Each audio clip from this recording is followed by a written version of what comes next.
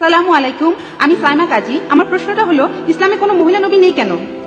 বোন, আপনি প্রশ্ন করলেন কেন ইসলাম ধর্মে কোনো মহিলা নবী নেই।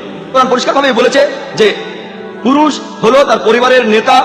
তাহলে পরিবারের নেতাই যখন পুরুষ, তাহলে একজন নারী কিভাবে সমাজের সব মানুষকে নেতৃত্ব দেবে? এবারে দ্বিতীয় অংশে আসি। একজন নবী জামাতের নামাজের সময় সাধারণত ইমামতি করেন। আর আমি আগেও বলেছিলাম যে নামাজের বিভিন্ন ভঙ্গি, যেমন কায়াম, রুকু, সেজদা, দাঁড়ানো, মাথা নোয়ানো আর উপর হয়ে সেজদা, যদি এগুলো মহিলা নবী করতেন তাহলে পেছনে যারা নামাজ পড়বে তাদের অসুবিধা হতো। আর এছাড়াও দেখবেন যে নবীজি সাধারণ মানুষের সাথে প্রায় প্রতিদিনই দেখা করতেন। কোন মহিলা নবী থাকলে ইসলাম পুরুষ ও নারীর অবাধ মেলামেশার অনুমতি দেয় না। যদি কোনো মহিলা নবী হতেন আর তিনি অন্তঃসত্ত্বা হন, সে সময় তিনি বেশ কয়েক মাসের জন্য তার দায়িত্বগুলো পালন করতে পারবেন না। যদি তার সন্তান থাকে তাহলে তার জন্য একই সাথে নবী ও মায়ের দায়িত্ব পালন করা কঠিন হয়ে যাবে। একজন পুরুষই ভালোভাবে নবীর দায়িত্ব পালন করতে পারবেন। আশা করি উত্তরটা